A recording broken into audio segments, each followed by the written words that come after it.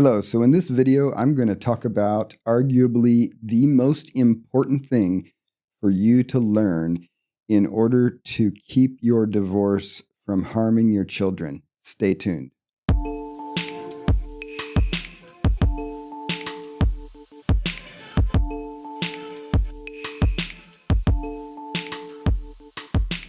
Welcome to Wellness with John. I'm John Peters, and these are resources to help you thrive. So this video is a part of a series that I'm doing on co-parenting after divorce.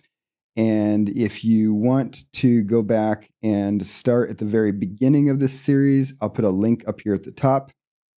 I'll also put a link to that video in the description. And if you watch through this video, at the end of the video, there is a link to the entire playlist with all of the videos in this series. So 3 ways to get to that first video, whether you stick with this one right now or not. But in this video, I'm going to talk about what I truly believe is arguably the most powerful way for you to prevent the stress of your divorce from landing on your kids. And I say this because if you haven't been in my earlier videos and seen what I shared about my work with co-parents after separation, I've been in practice for 27 years. I've worked with literally thousands of parents as a coach, a therapist, an educator. I've taught 250 live seminars to parents on co-parenting after divorce.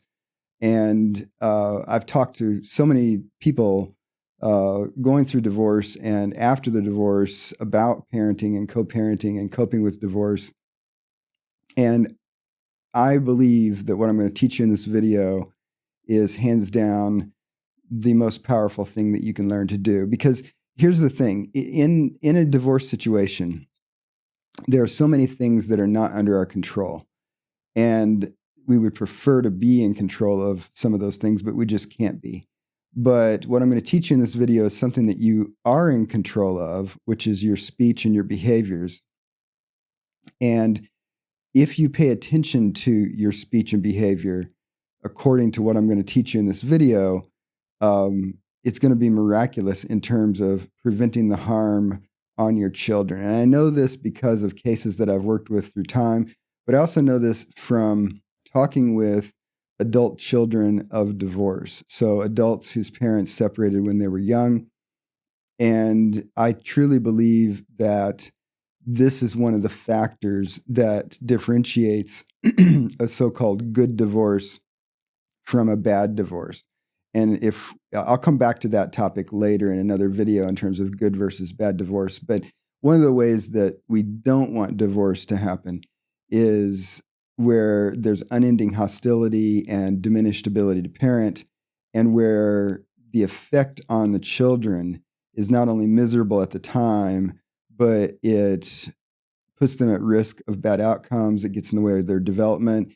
And we don't want them years later. Let's say if I interview your children when they're 35 or 40 years old, I don't want them to look back and say, yeah, my parents really sucked in how they handled the divorce and it was miserable on me and it has lasting effects on me, right? So what I'm teaching you in this video is how do you think out through your current situation into the future and behave now so that later your kids are the best that they can be, right? And have the least amount of harm for your divorce, okay?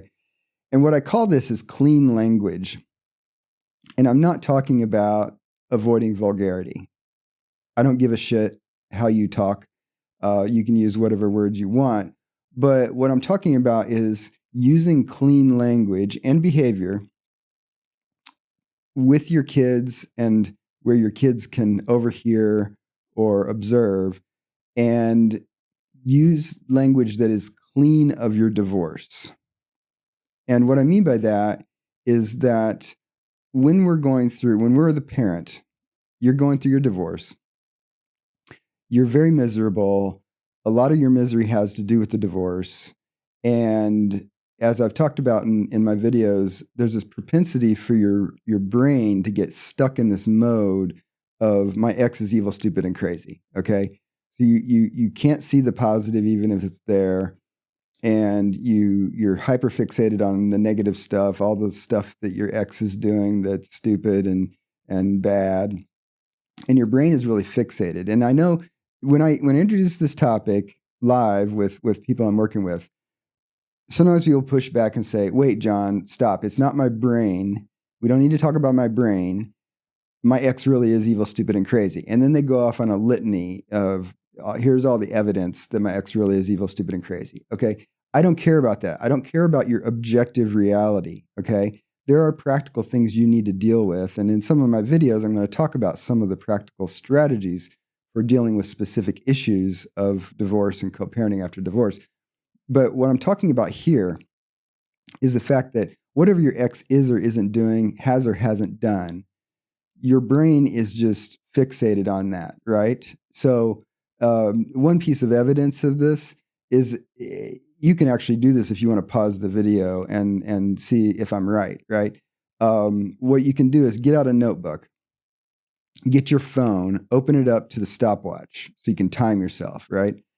And you're going to do 2 steps. Step 1 is I want you to start the timer and think of 5 things that you really dislike about your ex or how they co-parent, okay? Start the timer, list 5 things, and then stop the timer and write down the time, okay? Step 2 is start the timer and then write down 5 things that you appreciate about your ex currently, or that you appreciate about how they co-parent now that you've separated, okay? Once you have 5 things, then stop the timer, okay? There are a lot of people who take seconds, literally, to come up with 5 things that they hate about their ex, right? But there are a lot of people who can't even come up with a single thing for the second part in terms of something that they appreciate about their ex, right?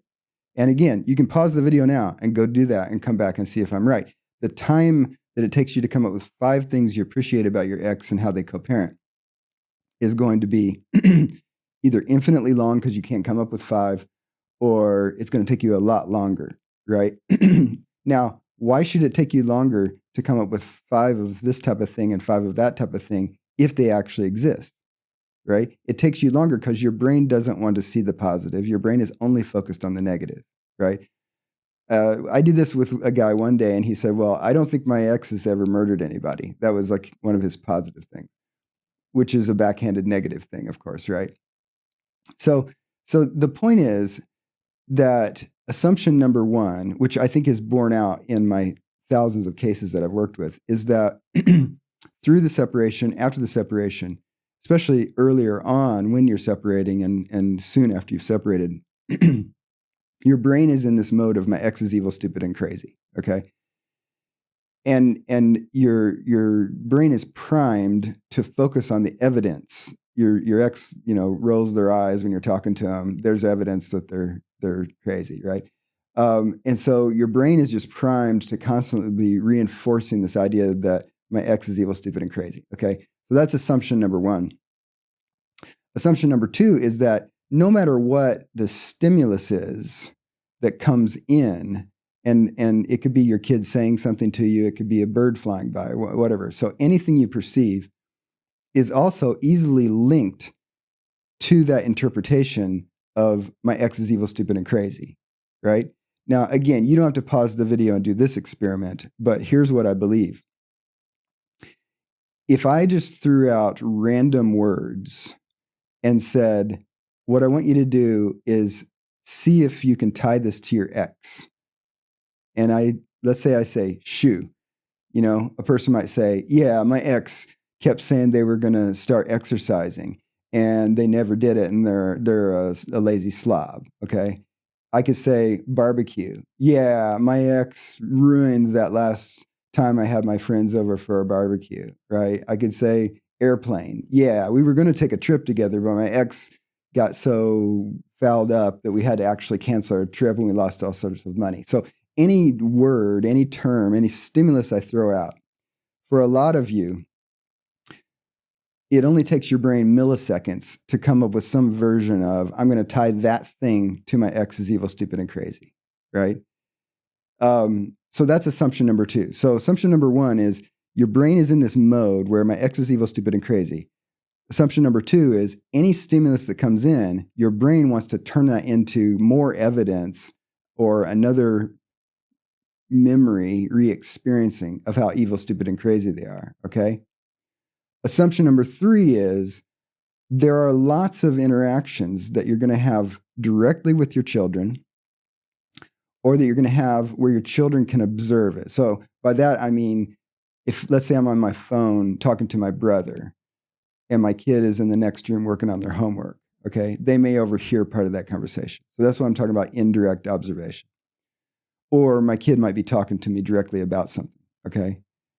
So if assumption number 1 is even partly true and assumption number 2 is even partly true, that means assumption number 3 would be that some of the time when I'm interacting with my kid or my kid is around and can observe my interactions, they're going to observe or hear me say things that tie idea number 1, whatever it is, into some version of my ex is evil, stupid, and crazy.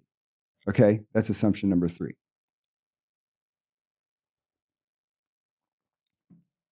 So why do I bring this up? Because your kids don't need to hear from you that their other parent is evil, stupid, and crazy. Let me say that again. Your kid does not need to hear that their other parent is evil, stupid, and crazy, right? And there are a couple of reasons for this. For one, there are a lot of things where our interaction doesn't need to include any content related to the divorce. And this is why I call it clean language, because we're going to clean our language and our behavior of divorce-related content when it doesn't need to be there, okay? Let me give you an example of that with a case that I worked with. The father was at the mall with his teenage daughter, and they're walking through the mall, and like teens do, she saw this pair of jeans she wanted, and she said, "Dad, will you buy me the pair of jeans?" The dad's response was, "Well, your mom actually hasn't paid me the child support this month, so I can't afford to buy you the jeans. So it's really her problem. Why don't you talk to her about the jeans next time you see her?" Okay? In that situation, the daughter asking for the jeans and the father's response did not need to include any divorce-related content. But like a typical divorced parent, assumption number 1, his mind was primed to think my ex is evil, stupid, and crazy. Assumption number 2, he could, in milliseconds, tie any random stimulus into an opportunity to reaffirm my ex is evil, stupid, and crazy. And then he let it come out of his mouth without filtering it and being clean about it. He could have just said, "No, I'm not going to buy you the jeans." Period. That would have been a clean version of a response. He could have been thinking in his head, "Yeah, I'm not buying the jeans because I don't have enough money, and I don't have money because my ex hasn't paid her child support." He could have been thinking that, but still said the clean version, which is, "No, I'm not going to buy you the jeans today. We can talk about it later." Okay? There are so many times where you need to be filtering the difference between what's going on in your head and what's coming out of your mouth when you're talking to your kids, or when you're talking in front of your kids, or when you're talking to someone else where your kids can overhear. Okay? If I say to you, how many times in the last week do you think you have filtered what was in your head versus what you came out of your mouth? And you say, if I ask that question and you say none, then you are loading up way too much hostility and abuse on your kids, and you need to stop it. You need to clean up your language. You need to clean up your behavior. That's just frank advice, okay? And so if you're doing the clean language version that I'm talking about, there are going to be times where what you think in your head is going to be different from what comes out of your mouth. Now, I will tell you, some parents have pushed back on me when I said that and have said, "Well, John, I'm close to my kid. We have an open and honest relationship, and I'm not going to lie to my kid," okay? That's just an excuse for not cleaning up your language. What that means is I don't want to filter the difference between what's going on in my head and what comes out of my mouth. And my advice to you is grow up, because it's time for you to know that just because you think it's true in your head, and this is not true of just parenting, but in life, okay? What I think my truth is in my head doesn't necessarily mean that that's a good idea for me to open my mouth and say my truth, okay? Good communication is based on more than just, do I think this in a given moment, right? So there are lots of times in life where we think something in our head and we say a different version out of our mouth. It doesn't mean we're being dishonest or unreasonable or lying. That's just how communication works. Okay.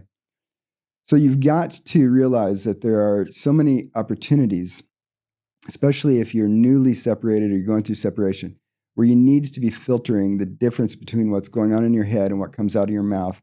And you need to try to clean your speech and clean your behavior of unnecessary inclusion of divorce-related content, because your kids already have plenty on their plate. Even if you talked very little about the divorce directly to your kids or in front of your kids or around your kids, the divorce is affecting them. They're having to go through all sorts of adjustments through this process. So they have no shortage of divorce-related stress. You don't need to be adding more stress onto them. And that's what unclean language does when you just add in different versions of my ex is evil, stupid, and crazy by making divorce-related connections when they don't even need to be there. So think of the guy at the mall with his daughter, if you want to have a clear understanding of situations that just, they don't have to do with the divorce, right?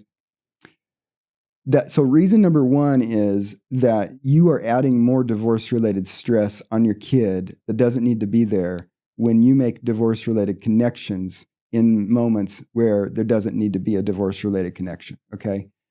But there's an even more important reason to use clean language, okay? This is reason number two, that you need to clean up your language and your behavior. When a kid hears another person say something negative about someone in their family that they identify with, they experience it as a personal attack. Okay? So when let's say you're standing in the kitchen, your daughter's there, and her mom is supposed to call for a nightly FaceTime call, okay? And the mom flakes out and doesn't do it for some reason, okay? And you say to your daughter, your mom's a flake, all right? You think that you're talking about her mom to your daughter.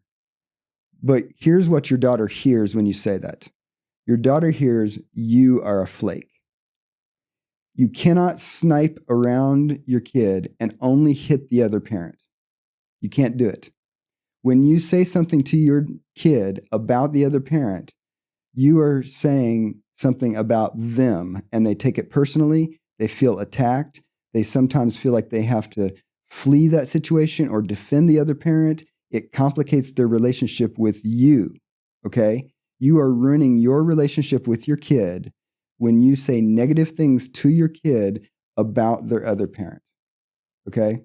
Now, again, some parents will say, John, I'm just saying it, and it's true. They are a flake, okay?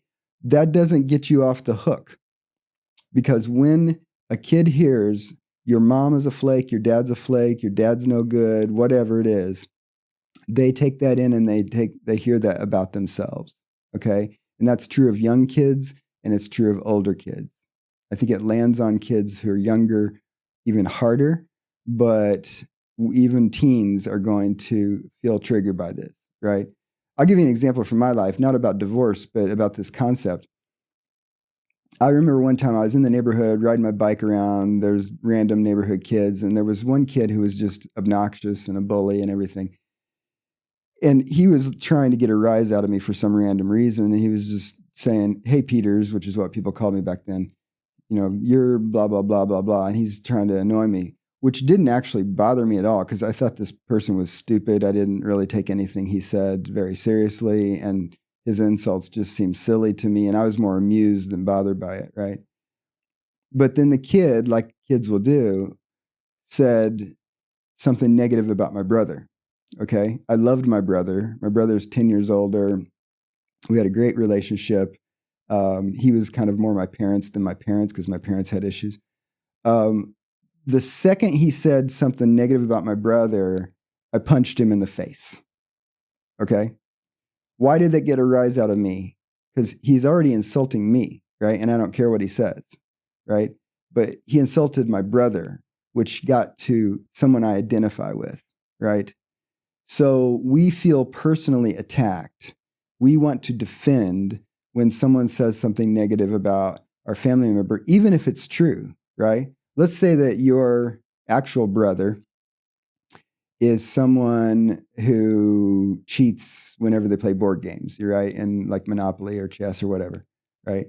And you know this about the person. You know that I know your brother. You know that I know that about your brother. But if I say to you, your brother's a cheat, that doesn't feel good for you. Even though we know it's true, even though we accept that about your brother, it's your brother. You identify with your brother. He's a member of your family. And even if you have issues with your brother, I don't have a place to diss your brother, right? So issue number 2 is that every single insult you say about your kid's other parent to them or that they overhear, they experience as a personal attack. So every single one of those sentences that you say that way, you are attacking your kid. There is no way around this.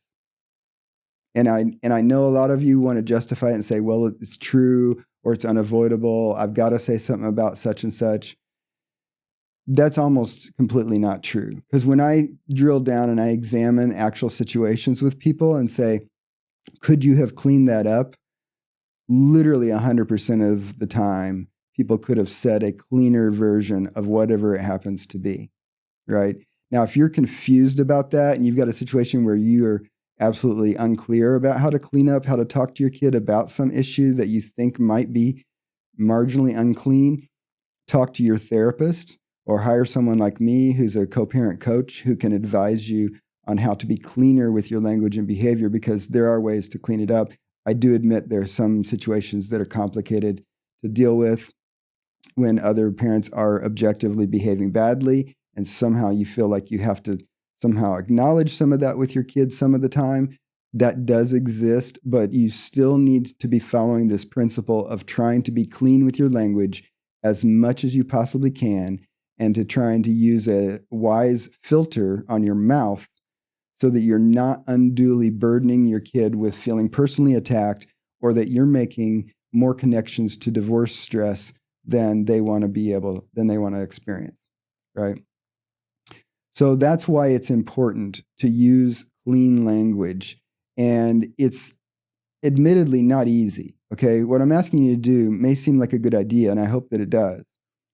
But I do acknowledge it's not easy, okay? And what you can do to get better at it is, number one, just shut up.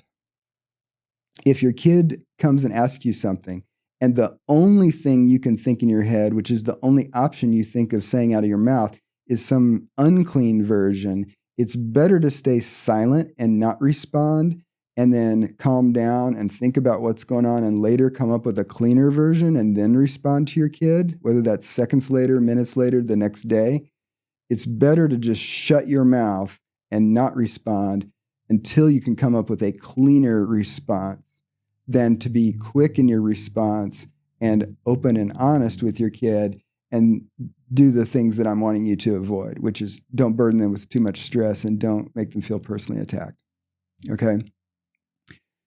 Number 2 is you can just practice, because the reality is the parents I work with who get this concept and who start looking for opportunities to clean up what they're thinking versus what they're saying, you actually get good at it pretty readily. So if you actually understand what I'm saying and you have commitment and intention to practice it, then you're going to get better at it. That's just what I've seen. Okay. But there's a third reason that you need to do this. And I'm going to talk about this in more detail in a later video. But in short, if you fan the flames of your child's hostility toward the other parent, if you say negative things to your child that complicates and challenges and interferes their relationship with their other parent, okay, that is going to come back to bite you. And it's going to come back to bite you because at some point your kid is going to get developed enough to see that game as it is. And they're going to realize that you were saying negative things about their other parent largely out of your inability to cope with your divorce and your inability to cope with your anger about the divorce and your inability to filter your mouth around them.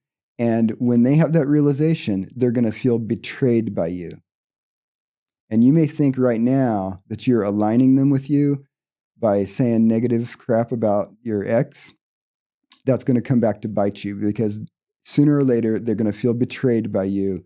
And that potentially is going to really complicate your relationship with your child. It could happen tomorrow. It could happen 10 years from now, but it's likely to happen.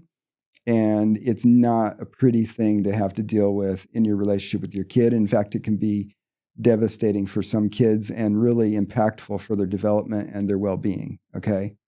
So even if your kid isn't responding in a way that gives you evidence that you're hurting them with your speech today, and you even think that you're doing some good, it's going to come back to bite you. So that's reason number 3 to clean up your language. The kids I talk to who look back and say, yeah, when my parents divorced, it was stressful, but I think they handled it pretty well. Those kids universally are kids who tell me that their parents pretty much obscured them from their anger and hurt and their hostility, and they did that through their speech and behavior, okay? So this is what you need to do. Clean up your speech, clean up your behavior. If what I'm saying makes some sense, but you're confused about how to enact it, then talk to your therapist or talk to someone like me who's a co-parent coach to get some advice about how to do that better. This is, I guarantee, arguably the best thing you can do for your kids, not only in your current situation, but unendingly out into their future, because you can be in control of this part of the divorce. You can unburden them from undue divorce stress, and you can also keep your relationship with them as healthy as possible, and you can also avoid running interference for their having the best possible relationship that they can have with their other parent. All right. So hopefully this was helpful for you. If you like this kind of content, hit the like button. If you have comments about it, comment below, but don't flame your ex in the comments. I'll just delete those. If you have yet to subscribe to the channel, please subscribe and stay tuned for more videos in this series. If you want to check out the whole sequence of this so far, the playlist is going to pop up here in a second. And thanks for taking some time to join me here on my channel today. And I'll see you in the next video.